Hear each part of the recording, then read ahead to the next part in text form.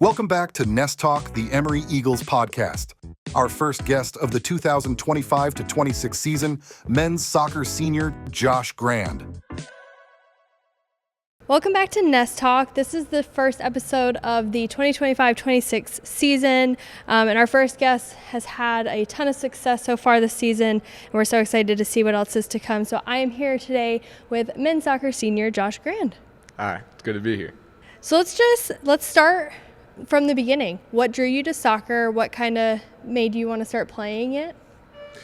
Yeah, I think when I was younger, I played a lot of different sports, and soccer just always struck me as the most, one in which I could be the most creative with your feet and just like reading the game. And yeah, I really enjoyed it. And I think also a big appeal were the different communities that you kind of exposed to. Everyone in the entire world plays soccer. And so to be on teams with everyone from like every single walk of life just added another layer of value to it. We'll definitely get into a lot of your travel and living overseas and playing overseas a little bit later. But when you were kind of starting out, who was your support system and who kind of helped you grow into the person you are today? Yeah, I had a ton of really influential coaches who motivated me, I guess, both on and off the field. I will say that my dad probably is the biggest influence, one in that he drove me to practices when they were all the way across the state, which was extremely kind, and I hope if he's watching this that he'll realize how appreciative I am of that, looking back on it. And also just in terms of kind of making me into the player I am today. Not that he was very good at himself at soccer, but the values that he taught me in terms of just being a team player. I kind of joke, he used to, when I was younger, give me a nickel for every goal I scored and a dime for every assist. So encouraging me to be the distributor rather than just the goal scorer, and I think has carried on in something that is pretty prevalent in my play today. Does that still apply to today? Because you might be rich if that is the case. I don't know, rich. I think with inflation, the dime might need to turn into a quarter or something. But no, I'm on my own now. So you've kind of lived a few places before you kind of landed here in Atlanta, and I want to more specifically talk about what your life was like when you were living overseas in Amsterdam.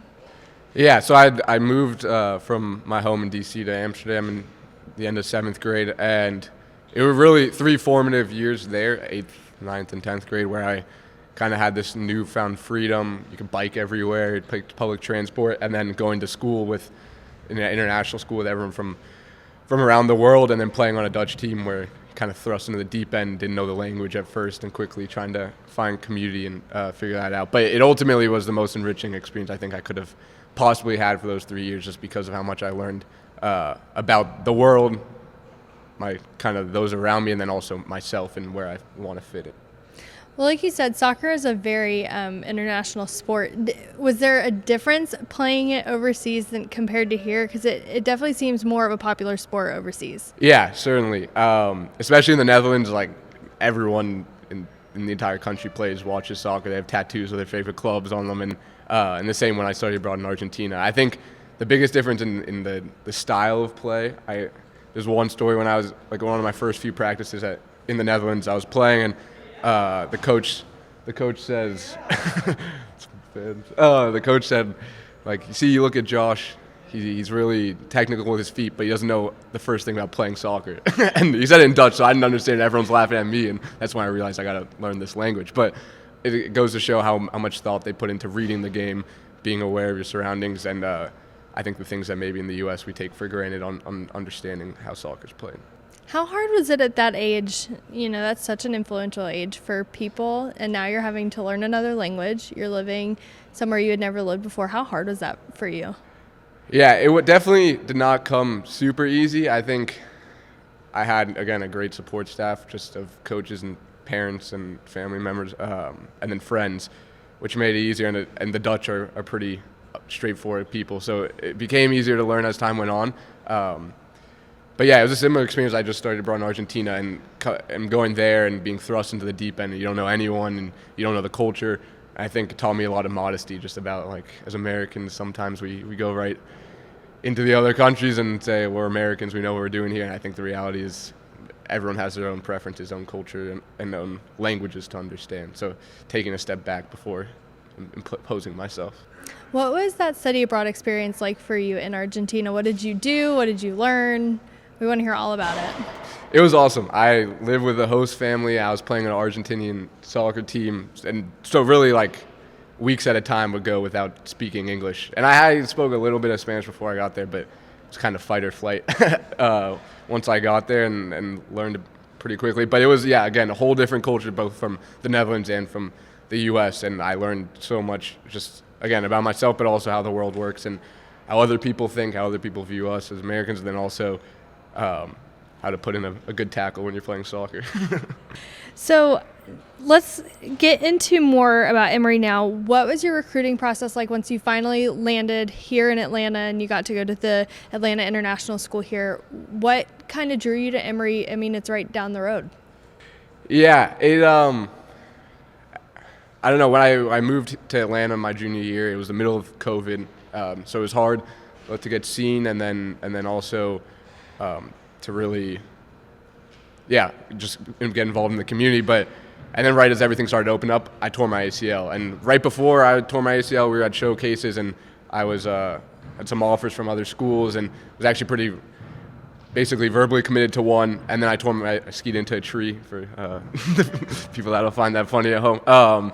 And it kind of all flipped on its head. And even the people that I was going to go to, they all stepped back, and they're like, well, we want to wait till you're back to see what happens. But Clayton and Corey, our coaches, both stuck with me like the whole time, and it kind of showed it was a deeper relation than just the soccer aspect of it. And even when I came back from my knee injury and was playing well again, and some of those same schools came back and asked me to come, I knew that, that relation with the coaches and the opportunity, of course, to study at an incredible school. And it is nice to be close to parents, even though I won't admit it to them, was something that I don't think I ever really thought about turning down. So. Now, for most people might not know, your junior year of high school is probably the biggest year, especially getting into colleges. So how did COVID kind of affect that? You know, maybe coaches couldn't come out to games, and then you're having to send everything digitally. How did that affect your recruiting process, if at all? Yeah, it certainly was difficult. It was all through video. And in the South, we have some great schools, but not necessarily the academic level and for the D1 schools that I was really looking for. And so all those schools could go in the Northeast and kind of go to those showcases, and we were left to fend for ourselves in the South. And so it eventually worked out just because everyone learned how to game the process a bit, and then I tore my ACL. So there's some positives and some negatives from that year for sure. So you get here in 2022, and you know, I wasn't here at that point, but looking back on it, it's really easy to see from your stats and the schedule that year, you kind of stepped up to be a leader on that team your freshman year. And, you know, maybe it wasn't the most successful year that you've had here, but what did you kind of take away from that year? And did you feel like even though you were still getting your footing, did you kind of have to step in and be a leader?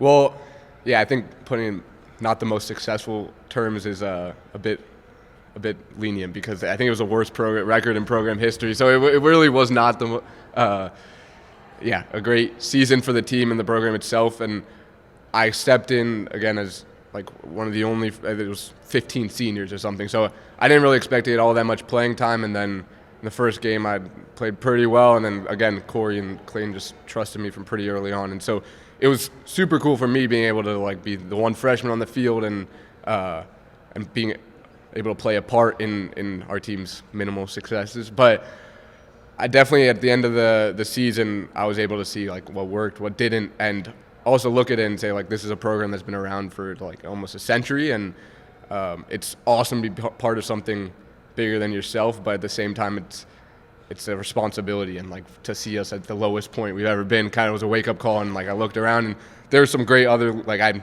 certainly wasn't the only or maybe even the first three leaders to step up, just because Joe Bear, Alejandro, and Jake Atala were all there leading the pack as well.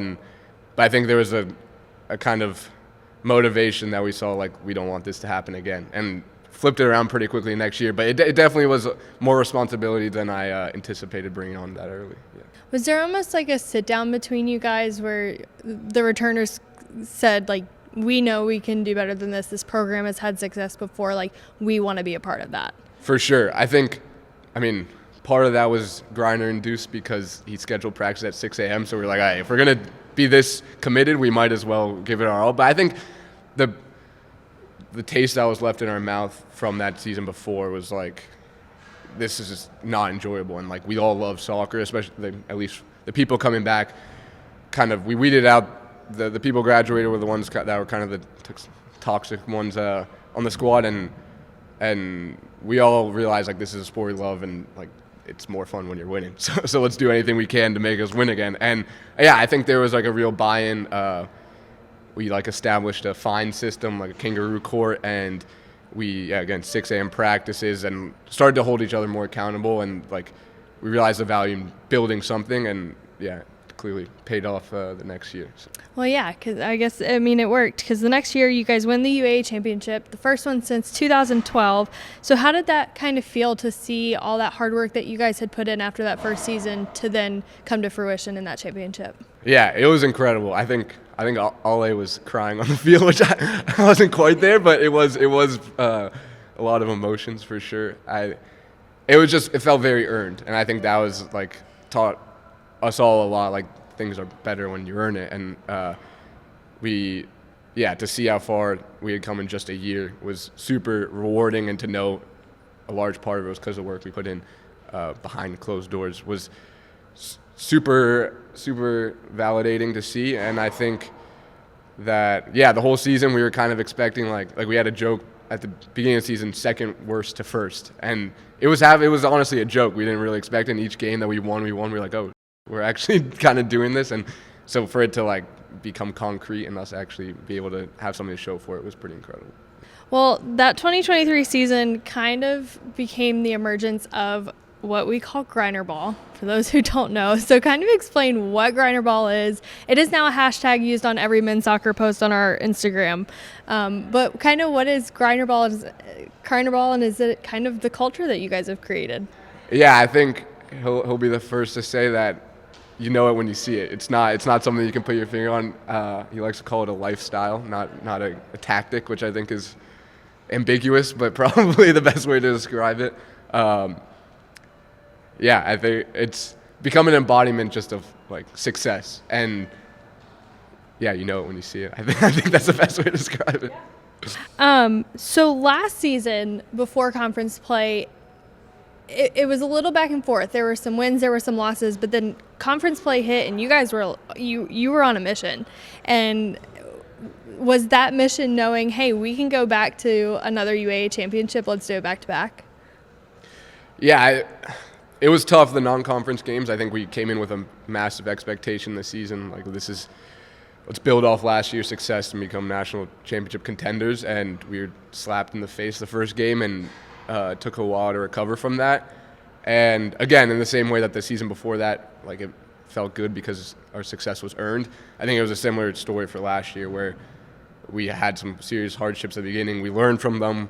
We changed the system. I don't want to out Corey too much, but we went in and gave him a lineup, and then we played it the next day, and we won 5-2, and we kind of stuck with that. But I think, I think it showed a lot of resilience, and it showed the type of team that we were, and something we want to carry over. And it was unfortunate that it ended early in the tournament, because like we really did set our eyes on something bigger, but it eventually set the stage for, I think, what's happening this year. So.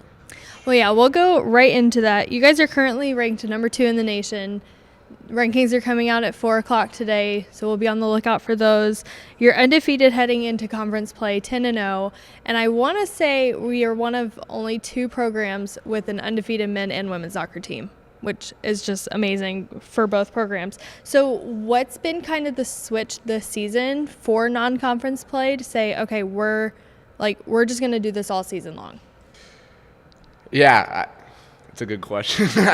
I think we learned from last year's failures, shortcomings, and I guess our goals for the season usually are just win the UA and win the national championship. And so this year coming in, other captains' I set like a few more goals and win the first 2 games, beat like the certain teams that we're playing, and then I think it honed our focus in from the first game. And and we just have a really good team. There's a lot of I could go through every player on the team that has been like stepping up, even the ones that aren't starting or who didn't even expect to really play as much. And every time they come in, there's like a certain level that they're maintaining that has impressed me extremely. And I think just the overall culture around the team as well. Like we're all, even though, I mean, you'll see on social media we go after each other a bit. Like we are all family, and I think that carries over into how we play. Men's soccer is probably one of the teams here that has hit the transfer portal the hardest. I think like Corey and Clayton specifically go after that quite a bit. Do you think that has a lot to do with your success? And they're also probably out there recruiting, young talent to then progress here.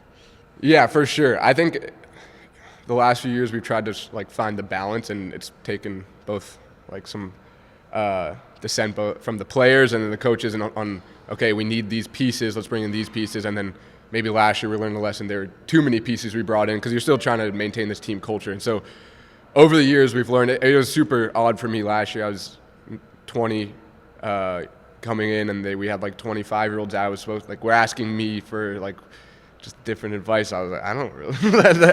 Obviously, as a leader, you want to pretend like you have it all figured out, but it was some dynamics to figure out. And I think as the years have gone on, we've learned how to deal with it. And also, the guys we brought in were like remarkably talented, but also friendly and like willing to, again, like learn how we do it before imposing themselves. And I think the credit's to Clayton because he's figured it out, and then also the guys coming in for just being a good part of it. Do you think last season and the 2023 season, with the UA championship, when you guys get an automatic qualifier for the NCAA tournament, and both seasons you lost in that opening round, do those losses kind of give you motivation, especially with how successful this season is going so far, to go further in the tournament this year? Yeah, for sure. I think also the fact that we're pretty highly ranked right now, our name's kind of getting out there, sets an expectation that, like, if you're the number 2 team or should be number 1 team in the country, then you're going to prove it come November and December. And yeah, I think we look at the lessons that we learned from the last 2 years, and they sting, because especially the first we lost in Penn State team, I think we all thought we should have probably be in the route to the Final Four was pretty easy there out. Like, there are lessons we take. We're taking pens after every single practice just to get ready for what could happen in 2 months. And just to tamper expectations that, like, okay, each step is something else. Like, the job doesn't finish when we win the UA. The job finishes December 7th when we have the national championship. So outside of the team, I had heard that you and Logan volunteer often with some youth teams in the area. So we want to hear all about that. What do you do? How are you involved there? And then how do you kind of bring them in to say, hey, here's what college soccer looks like? Yeah, we actually, I think Saturday at the game, I had a lot of those kids out. And no, it just kind of, I don't know, I got so much from soccer throughout the years, from moving, but also just when playing in the U.S. and that you meet people from every walk of life, and it's like the one language that the whole world speaks and brings people together. And so I wanted to kind of pay that back. And so Soccer in the Streets is an organization that has like community programming through soccer for underserved communities. And so, like, if I just was asked when I was working an internship for the mayor's office, and they were working with them in the build up to the 2026 World Cup, because they're doing a lot of programming ahead of that to build like soccer recognition in the area. But it was a mission that really stuck with me, and I was like, I want to get involved and be able to pay back kind of what others gave to me. And so, yeah, we go and volunteer there sometimes, and then we were lucky enough on Saturday to have them at our game walking out with us. Although the kid that I was with was like a foot taller than me, which made it a bit of an awkward video. But no, it's to see like them, how happy it makes them, and I know like when I was that age, how impactful it would have been. It really motivates you to try to give back a bit more. Yeah, if you were there, it was definitely there was a very, very big height difference between a lot of those kids there. Okay, so post-grad plans, you're a senior. It's your final year here, maybe. What's kind of the next step for you, and what do you see yourself doing after graduation this year? It's a great question. I'm still figuring it out. I've applied for some scholarships, I want to potentially study in the UK. So I'm pursuing that to the extent that I can. And yeah, my focus is on winning the national championship, and then we can go from there. Then you can focus on after school. Well, thank you so much for joining us for our first episode back for the new season. Follow along with men's soccer this year. They are just killing it, and conference play starts this weekend in Pittsburgh. So we're really excited to see what you guys do with that. But thanks so much for joining. No, thank you for having me. Thanks for joining us for this week's episode. Follow along on EmoryAthletics.com for more on your Eagles, and follow us on social media at Emory_Athletics. See you next time.